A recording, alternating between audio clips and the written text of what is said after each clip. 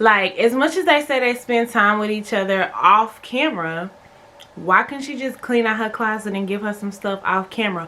Why do you have to get me panties on camera? Why do I have to let everybody know that you sent me a nude on camera? This is a strategy, you guys. It's a scheme that Todd came up with to come at us with the bullshit. Okay, it's a stunt.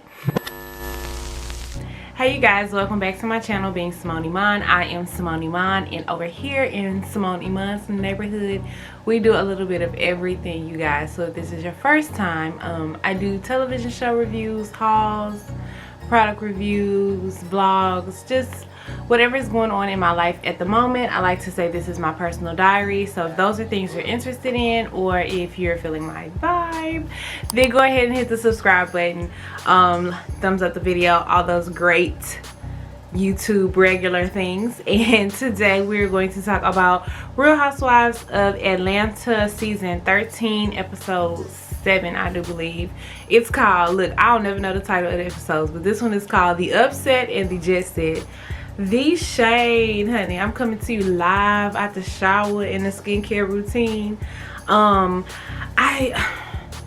said I'm going to stop calling this season of Housewives of Atlanta the B word, because I saw a meme and I was very convicted by it, and it was like, or it might not even been a meme, it might have been just a random post on a Housewives blog, and they was like, y'all calling it boring but y'all still watching. You right, sir. So I said I'm not calling it the B word no more, and we just go see what she gave every week and come try to give it to y'all, okay? So the episode opens up with a lot. They do a lot of these B-roll build-ups of things going on, and I think they try to just make it an hour-long episode. But Cynthia's calling around to all the girls and no one's answering their phone, and then we end up with Drew and Ralph. And we all know that Drew said she tore her Achilles. Y'all, as an athlete, that is one of the most gruesome, when I say gruesome, injuries to ever experience, and I'm glad to see that she's doing so well. He bought her an electric scooter to ride around their neighborhood, and he asked her if she's sure about going on a trip with the girls and they're moving, and she's like, oh, sure I am, of course I am. You ask me. Look, ladies, if you gonna heal, honey, you gotta heal. If you gonna forgive, you gotta forgive. That tit for tat, even though she right, he ain't tell her nothing when he caught ghost and went to the beach for 3 days. So she don't owe him no explanation, but of course she's going. Shit, this is a job. I know they can't break the fourth wall or whatever, but sometimes with the shit they be talking about, I be like, but you got to. Anyway, let's start talking about the girls coming over, and she calls Candy to make sure Candy is coming, and she seems so excited. But I think one of the things that they had to do for COVID and shooting is, like, everybody had to agree to host something at their home at some point in the season, and you can kind of tell that just from the episodes that we've already seen. And then I want to ask y'all, even though I know the answer, do y'all really think that Ralph went to the beach? Anyway, Kenya, in her gorgeous YSL pumps, goes to meet Latoya for lunch, and she's like looking at the menu, and she's like, I'm getting the chicken and the waffles. One thing about me, honey, when I go to brunch, the last thing that ever crosses my mind is chicken and waffles. Y'all, it's like childish. It's chicken tenders. I went to brunch with my best friend a couple weeks ago, and that's what she ordered, and I told her, girl, get the pasta. Like, if you gonna get some, get some. But anyway, I'm not a chicken and waffles girl. I'm more of a steak and eggs kind of girl, long as the mimosas is flowing, okay? He's like, I have no willpower, and Latoya comes, and Latoya's like, I'm gonna get the veggie scramble, no cheese. You need friends though to hold you accountable and say, girl, don't eat that. I'm not that girl. I'm gonna be like, sis, live. Well, you see that later when they go to Drew's house. Portia like, live your life, eat that cake. That's the type of friend I am. They're sitting down talking, and then Kenya gives Latoya some panties, some underwear, some lingerie. And this is just, look, we gotta call a thing a thing. This thing between Latoya and Kenya is so obvious, you guys. Like, as much as they say they spend time with each other off camera, why couldn't she just clean out her closet and give her some stuff off camera? Why do you have to get me panties on camera? Why do I have to let everybody know that you sent me a nude on camera? This is a strategy, you guys. It's a scheme that Todd came up with to come at us with the bullshit. Okay, it's a stunt. She tells Latoya that she's bringing her nanny and her baby, and so they're gonna fly on a PJ and everyone else is gonna ride in a Sprinter. And I'm like, okay, I mean, I get it, because if at that time in COVID, if I'm traveling with my baby and I got the means, I'm getting on a private jet. Because nobody really knew what was going on with COVID, and if I could bring a friend along, I'll bring a friend. Now why she ain't bring Candy or Cynthia is my thing, especially because Candy has a baby. Like, if we're bringing babies and we're accommodating friends and lifestyles, why she ain't offer that to Candy? That's because this thing with Latoya is an alliance, okay? She shades the women in their credit, which I thought was really weird in her confessional. And then Drew calls to invite Kenya to her dinner, and then Kenya's like, oh well, I'm with Drew, and she invites Drew by default. And this is Drew's second by default invitation. As much as shit as she talks, she should be over that. Like, either I'm on the invite list or I'm not at this point. I'm with these group of girls. She's obligated to the show in some capacity. She keeps showing up to shoot scenes. It's like these default invitations are weird. Kenya says Mark is trying to control what she does with baby Brooklyn, and we're gonna see in a later scene she can't even show Brooklyn's face right now on the show. That is crazy. She says she needs permission to take her baby out of the country. She has to have his permission to use her baby's image and likeness in her ads for her hair care line. Like, it's giving messy. She's talking about she don't want it to be contentious. It's already contentious. It ended. Y'all been contentious. You've been separated for over a year. It just came out in the blogs this weekend, though, that they're getting a divorce, and it's like, finite. I'm happy for her. I ain't never been happier for Kenya for anything, okay? But I'm happy for her to be away from him, away from her with this Apollo. The next scene is Drew, and I have a visitor.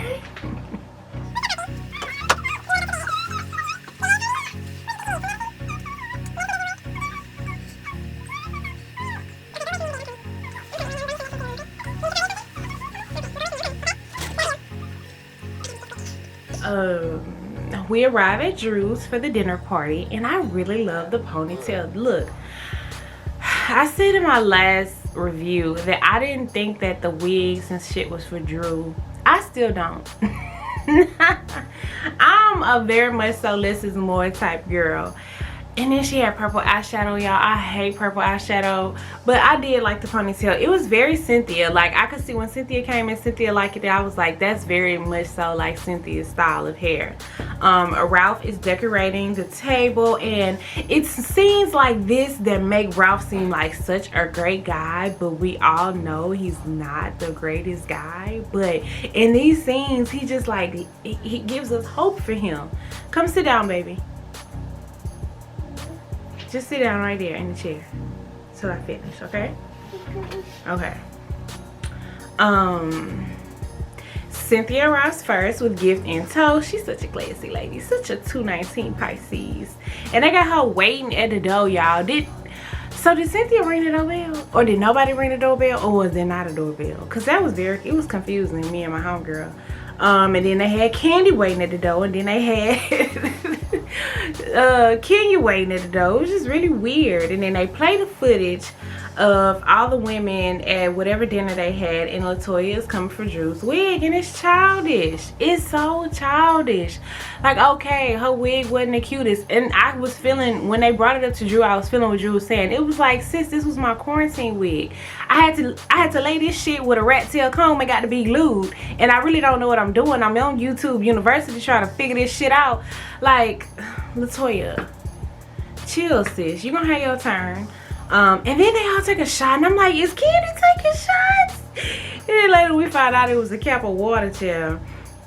The producers asked Kenya and Portia about Ralph, and Portia like refuses to answer, but of course we know Kenya is gonna say something unnecessary and disrespectful about this woman's husband and comment on his physical appearance. Like Portia said, that's her lane. Like literally, we seen this story with her before. The women ask about Toya, and that's when Portia drops the tea like she should have, and she tells Drew that it's a good thing she not at your house because she was coming for you. And I could tell that Drew was like genuinely surprised. Like, I don't even know this girl. What could she have said? And it's just like, okay, my wig was bad. Who is she? What did she do? The YouTube shade looks it. You can keep your YouTube comments to yourself. Okay? But I felt her like, oh, is that a job? But Latoya Forever is an OG, and I'm sure she done made $1 million on YouTube. So it was a good try, Drew. Drew gave it directly to the horse when she looked at Kenya, and she said Kenya came in what she came with. Exactly. So go tell your homegirl you just got a little tap nail to the cross to bring to her, so I can drop you bitches together. Like, and then Kenya's like, why me, girl? Cause that's your ace in the spade. Like, come on, you know why? She wasn't talking to herself. You called my shit. She was talking about Drew wig too. And then the women go in to eat, and Drew shares more about her family, and she tells them about her mom, and then she gets to singing. And Miss Drew can sing, honey. I died when they played Portia singing for her life at their reunion, child. Cause y'all know Portia was on the chopping block that year after her first season, and Andy has confirmed that her performance at the reunion and the way she showed up is what solidified her spot on the show. The women start talking about the upcoming trip, and Kenya tells them that, you know, y'all are gonna ride in the Sprinter. Me and Latoya are gonna go ahead of you guys. And Drew is like, how are they getting there? T is, though, she already told Drew, but then she backdoor and text Drew and told Drew don't tell the women. Why? And if she's so ride or die, go hard for Candy and Cynthia like she say she is, why not tell them? She should have told them when she booked the motherfucker. Oh, I'm cussing. She should have told them when she booked it, though. Honestly. Like, don't tell the other women. You don't like Marlo, you don't like Tanya, you don't like Portia, you don't like Shamia. So why does it matter if they know? Why wouldn't you look out for Cynthia and Candy, though? Alliance. Candy said, you so rich. I thought that was hilarious. Then we go to commercial and we come back, and y'all know I live for a Cynthia Noel scene. And then Drew pops up, child. When Drew had on that headband wig, I was like, damn, this is going to be really good for Latoya. That wig was horrible. And then we get footage of Portia talking to Miss Diane about what they're gonna do with PJ while she's gone. Candy's packing and talking to Toy. And Toy told Candy she is making the stallion thick. That's a whole nother category of thick. Okay. And then they show footage of him with Mike Hill getting fitted for his tux, and he says that he is going to be the official MC for Mike Hill's bachelor party, which I think is a great choice. He produced the whole tour of strippers and fantasy with the dungeon tour, and he tells Candy, y'all should do that for Cynthia. And then we get to Kenya and Latoya leaving for their PJ, and you know, I feel Kenya, like anytime I want to go somewhere, I don't have to worry about it because my kid's father is going to take care of them willingly, very good care of them. Like, I don't have nothing to worry about, so I do sympathize with her with that. And she's not been able to ever leave her child overnight. Like, that's a lot. And not be comfortable with it, not being able to leave your child with their father for an extended amount of time. Count your blessings, ladies. That's all I have to say. And then Kenya tells Toya that Portia told Drew about what she said about her. She's like, she's extra, no, you're extra. Okay. The women start to leave, and Portia and Shamia and Dennis show up to Candy's house. And then, yeah, if I never see that scene of Portia saying she gonna eat Candy till she come again, it'll be too soon. Portia sages the Sprinter because she know they gonna need it. Marlo show up in the hazmat suit. Look, Funky doesn't even say Marlo is a one-trick pony. She got a lot of tricks. None of them are surprising though. Then the air not working in the Sprinter. I wouldn't have been mad at Kenya, child. I'd have been mad at Bravo.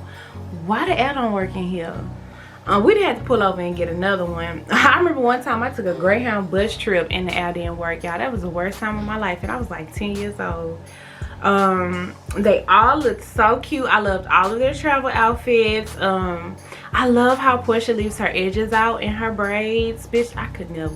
Okay, these edges need to be pulled up because they go creep out soon and roll up on me like some little roly-polies.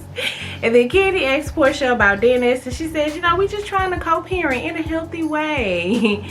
And then we finally see Shamia in an interview look. Like, I just like I like incorporating the women we already knew of but didn't really know. Like, I would have loved to learn more about Shamia and Tanya and give Marlo a peach. We ain't need LaToya forever. Anyway, LaToya and Kenya land on the PJ, and the women are talking about threesomes. And Candy, yeah, Candy is a rich freaky motherfucker. She says she make hoes sign NDAs when they have threesomes. Okay, that's some freaky rich shit. Tanya won't answer, so that means Tanya have threesomes too. She's just too classy to talk about it. And then we get to see Kenya and Toya frolic around the house. That's nice. Yeah, I want to go to South Carolina. I do. I need that in my life, like right now. And then we see them assign rooms, and she shades Marlo and gives Marlo a bad room. Like, I feel like Kenya has been waiting for this moment, you know, to be the girl, the leader, to have a little lap dog in LaToya. Like, that's why she didn't want Nene on the show, or that's why she was always at Nene's neck, because she wanted that queen bee status, that I planned the trip, I picked the rooms. Like, she lives for that moment. I'm happy she got it. Okay.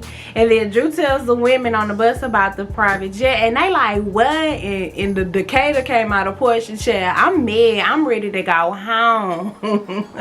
And Candy is like, what? Like, Candy, you need to check your friend. Like, at what point do we have any accountability for Kenya? Come on, Candy, you got to give it to us this season, child. You got to give it to us this season. She brought her baby. Shamia ain't get to bring her baby. Portia ain't get to bring her baby. Candy ain't get to bring her baby. It's like, come on, we got nannies too. Anyway, let's see what the stripperette party gonna give. You know, they leaked to the blogs about this whole stripper fiasco to build interest in what's going on.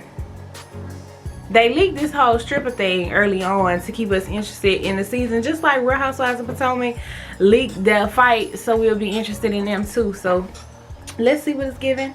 Thank you guys for watching. Please be sure to like this video, subscribe to my channel, and I'll see y'all next week. Bye. That was like a TikTok.